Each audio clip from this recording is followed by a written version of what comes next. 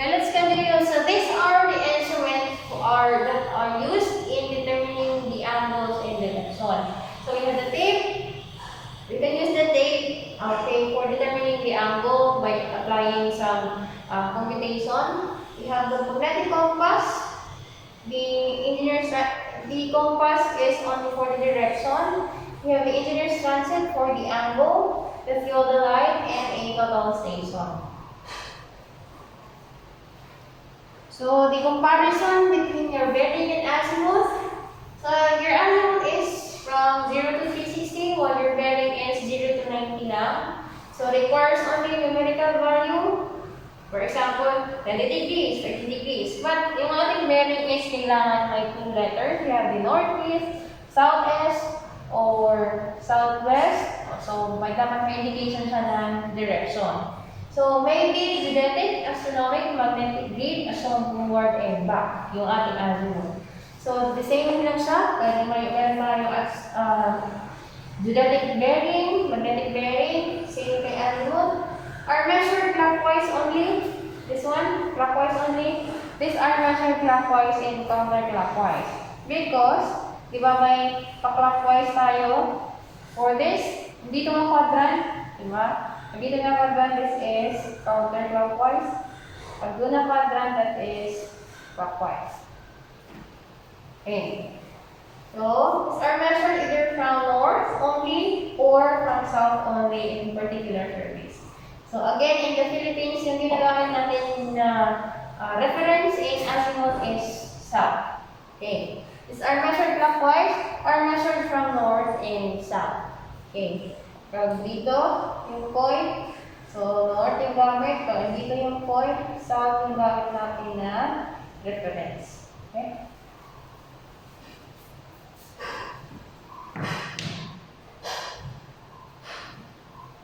So, we have here another term. We have the magnetic declination. Ano ba yung magnetic declination? Again, yung ating pole, yung ating north pole, is yung magnetic pole is, di ba, mayroon siyang difference. Hindi siya nagko-coincide. So, yung magnetic declination ay yung variation ng magnetic pole. This is the angle between the true meridian, kung ano yung nakapass through sa ating North Pole and South Pole na meridian, and the magnetic meridian. Diba? Hindi siya nag-coincide. So, the rate of change is published yearly by the Almanac for Geodetic Engineers of the Philippines. And east declination exists if magnetic meridian is east of geodetic north, and west declination occurs if it's west of the true north. Again, east declination happens if the magnetic meridian is east of the true north. For example, nandito yung ating true north and east siya. Kung nandito yung ating magnetic meridian, yung ating magnetic north. So, ito yung ating magnetic declination na east. Na east declination to. How about naman, pag west declination naman occurs if it's west of the true north. For example, nandito yung ating true north, tapos, andito yung ating magnetic north. So, west siya. So, this is east, this is west. So, ito yung direction ng west declination. Okay. Meron tayong illustration.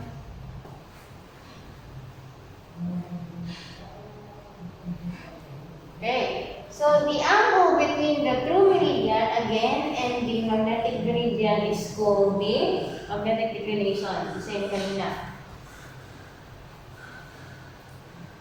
So, if it's west, diba? Ito ay isang east declination.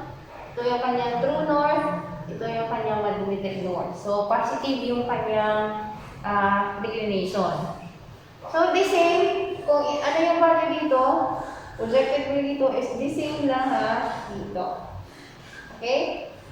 So, pag dito naman, yung declination, pag dito,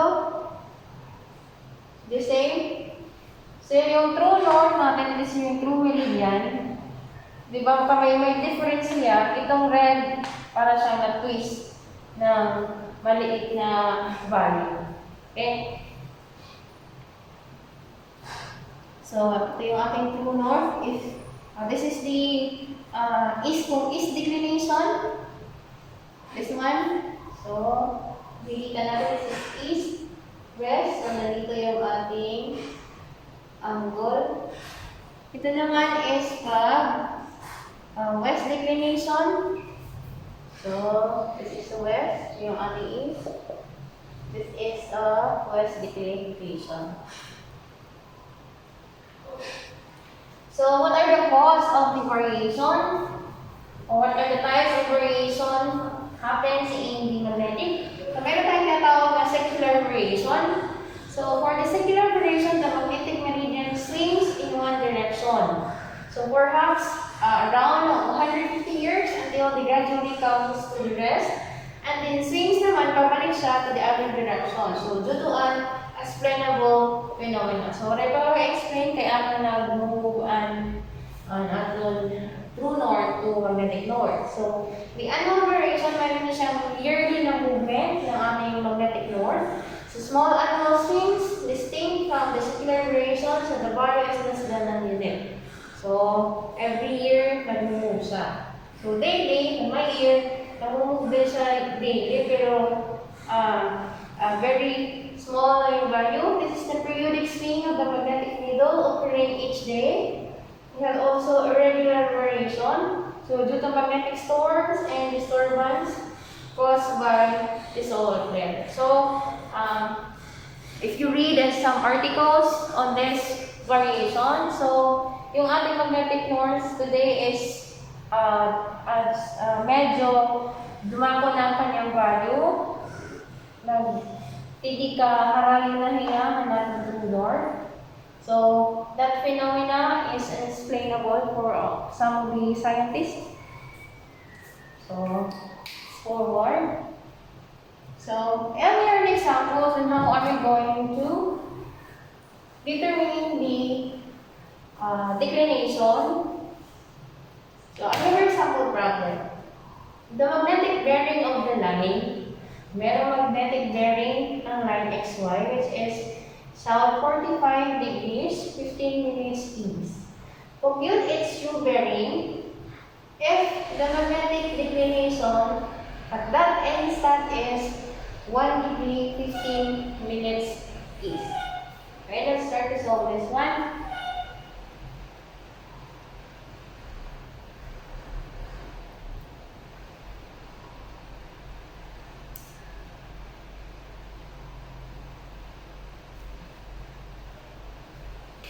So, let's start with the given. May given tayo na magnetic north of line XY, which is equal to south 45 degrees. South 45 degrees.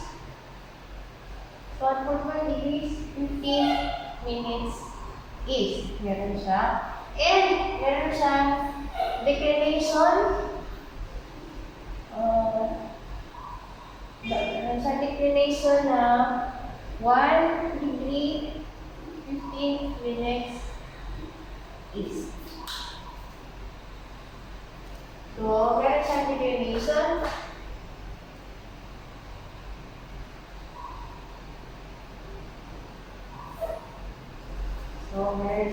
So, the question, we are required to compute the true bearing if the magnetic declination at that instant is 1 degree 15 minutes. So, we are going to compute, required na is the true bearing of your line X, Y.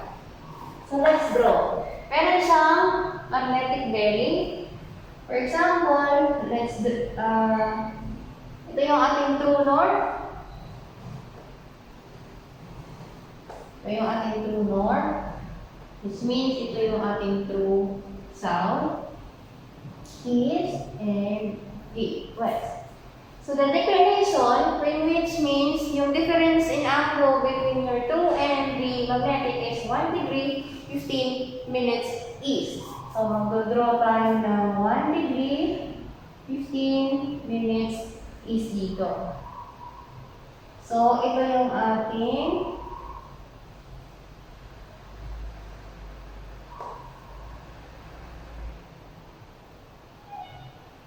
so this will become now 1 degree, 15 minutes. This one is yung ating true north, ito din ating yung magnetic north. Yung XY, meron siyang south 45 degree, 15 minutes east na magnetic bearing. When we say magnetic bearing, yung reference niya is coming from magnetic north. Asan dito man si south 45 degree, where can we find south 45 degree 15 minutes east? So andito na quadrant, this is southeast. So we draw. So this is from magnetic bearing. So itong line na magnetic bearing, dito magsisimula yung ating south 45 degree 15 minutes east. So ito si point X, ito si point Y. So line XY, yung bearing niya is south 45 degree 15 minutes east. So true bearing ngayon, di ba? Yung true bearing natin is coming from the true north up to the line XY. Di ba? Yung kailangan natin is bearing the line XY. So how can we determine this value? Okay? So true bearing XY, the XY is equal to south 45 degree 15 minutes is minus, this is 1 degree 15 minutes, so this is 1 degree 15 minutes also. So this whole minus this 1 degree 15 minutes is equivalent to this one na lang. Diba? Itong 45, 15 minus this value, so the remaining will be this one. So that is now the true bearing of line XY. Minus 1 degree, 15 minutes. So that is now equals to south 45 degree, 0 minutes. Okay, alright? So you draw so that hindi kayo ma-confuse. Okay? So let's try problem number 2.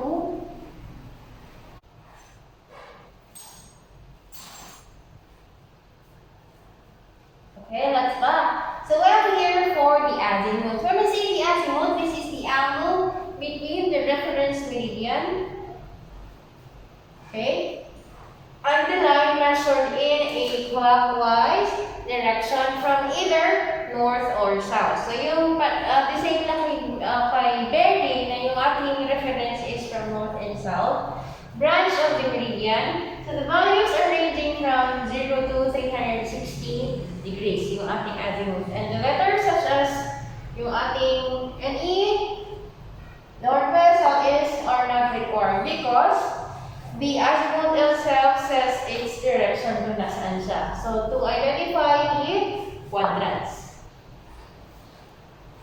So the direction is given by the angle between the meridian and the line measured in a clockwise direction. So on way of giving the survey, the needed direction on the zero azimuth is either always north or from south. So in the Philippine setup, yung ginagamit natin is always from south. So in the other countries, yung kanilang azimuth is in reference to north. So in the problems, in terms of the problems naman, is so if it's not indicated na north, so yung gagamitin natin is from south. Okay? Yung ating azimuth from south.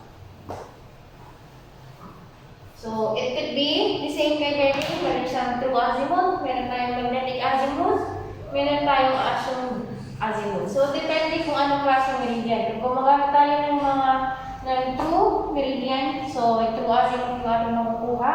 Pag magnetic meridian yung ating ginagamit na reference, so magnetic azimuth yung angle natin mababasa. Yung assumed azimuth naman, pag assume na meridian, yung ating gagamitin. So, here an example. So, this is recon from south. Itong setup na to is recon from south siya. So, I have here illustration 255 degrees and 15 minutes. So, wala na siyang direction because you count lang 255 degrees from south because this is recon from south. This one is, diba, isa dito is 90 plus this 190, all in all that is 180. The 180 plus another pa, so magiging 255 degrees, 15 minutes na siya. So, the azimuth from south is, come here, the azimuth from south is 255. How about the azimuth from north? Azimuth from north nga is, from here lang, hanggang dito. So, paano mo sa solve si 7515? Diba? This one is 180. So, magkano to? Kung alam natin 255 degrees, 15 minutes to. So, that is 255 degrees, 15 minutes lang. Minus natin 180 degrees. So, that is equals to 75 degrees, 15 minutes. Ito yung ating azimuth from north. Okay, azimuth from north. And this is azimuth from south. Okay.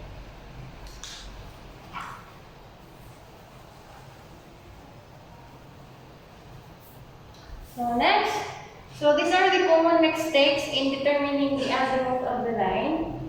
Now here, confusing the magnetic and other reference bearing. So pag hindi confuse kayo kung anong klaseng reference yung ginagamit, posibleng you can determine a erroneous azimuth. Mixing clockwise and counterclockwise angles, interchanging bearings for azimuth, you have failing to change the bearing letters when using the back bearing of the line. So angles in the wrong end of the line in competing bearing, so that is using angle A instead of angle B. So confused na kung anong letters yung gagamitin, so you can make mistake in differentiating the bearing and the azimuth. So, the same kay bearing, meron din back azimuth and a forward azimuth. So, the forward and back, so this is the rules in computing the back azimuth. So, ito yung if given na yung ating forward azimuth. So, if forward azimuth is greater than 180 degrees, subtract 180 to obtain back azimuth. For example, meron tayong forward azimuth na 190 degrees.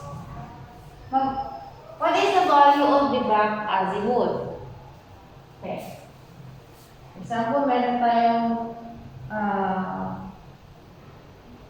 forward na azimuth. So, pag given natin forward azimuth, example na 190 degrees, paano natin makukuha yung ating azimuth from the back? So, backward.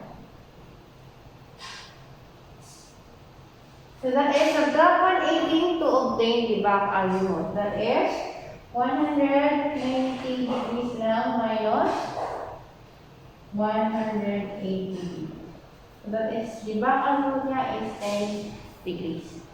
Pag greater than 180 yung ating forward azimuth. If naman yung forward azimuth natin is less than 180, mag-a-add tayo ng 180 sa ating back azimuth. So, yung ating, for example, meron tayong forward na azimuth na less than 180. For example, meron tayong 10 degrees.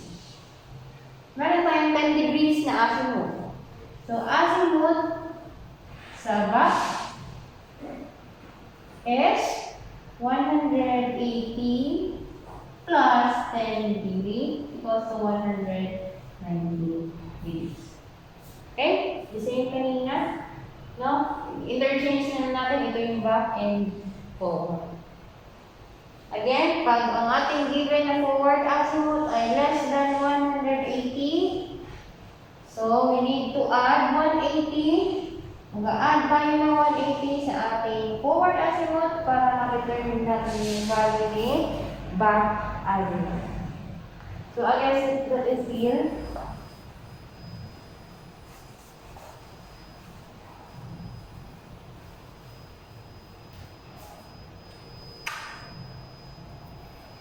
So, paano natin na-convert si azimuth to bearing and vice versa? So, assuming azimuth are from south branch. So, meron tayong, paano natin ma-determine si, kung given yung ating bearing, paano natin ma-determine si azimuth? So, pag nandito na quadrant, this is wrong, that is south. In this quadrant, yung ating bearing ay the same lang kay azimuth.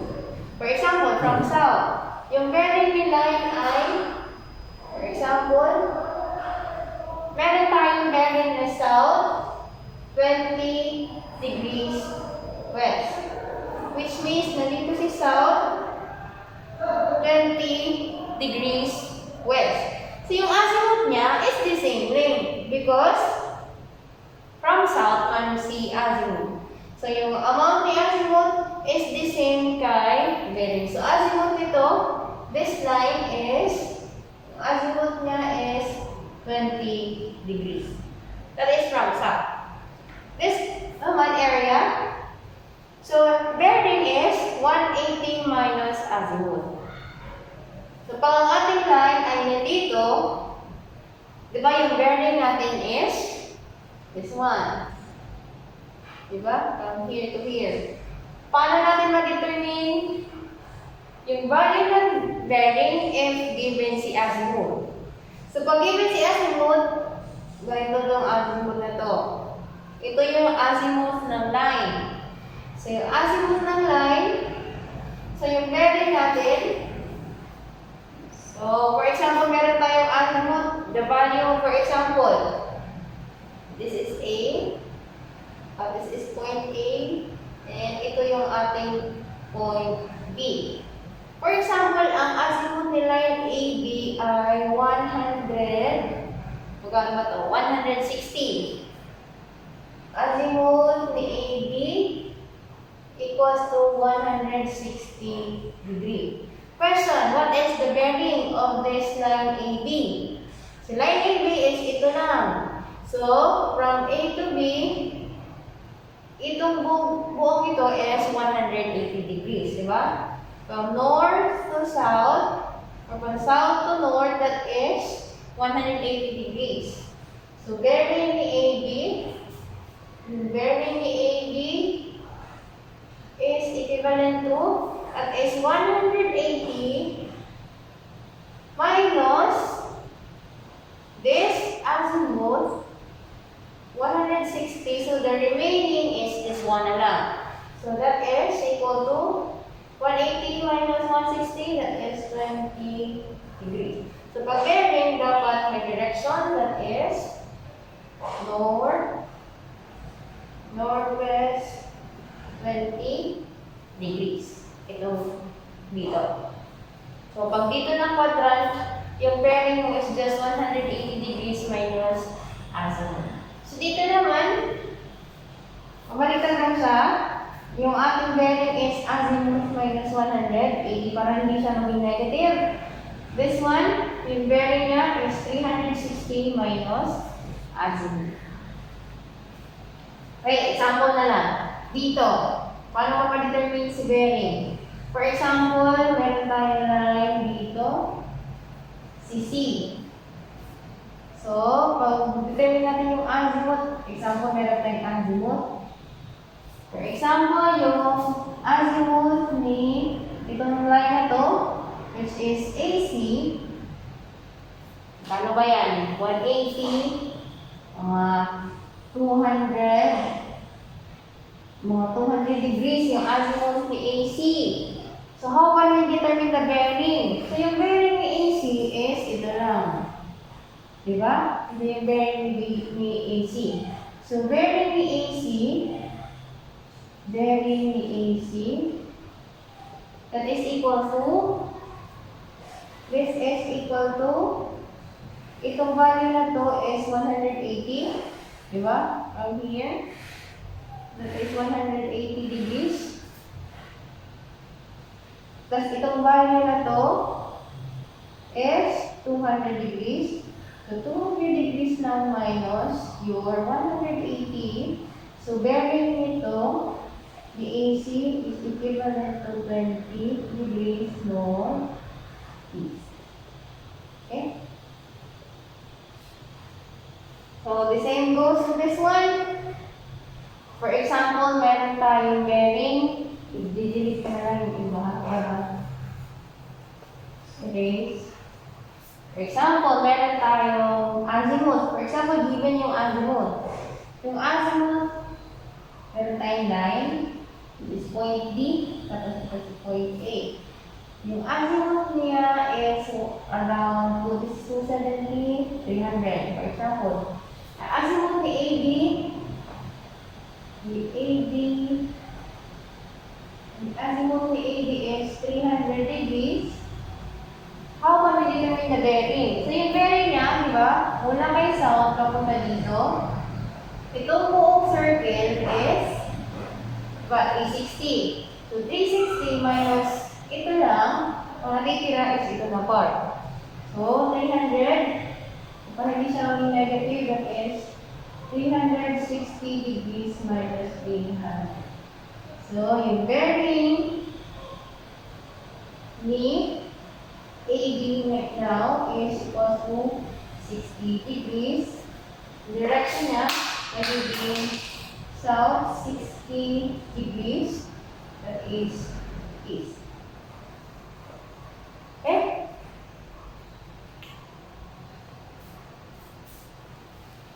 So we have a sample problem.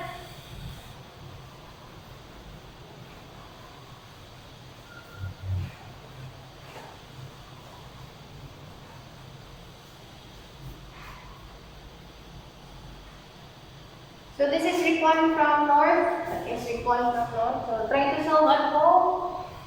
So north 50 degrees east, south. You are going to convert this bearing into azimuth. Okay. For number 2, for number 5, I guess, so compute the bearing and azimuth from south of line 1, 2, and 2. So you try this at home.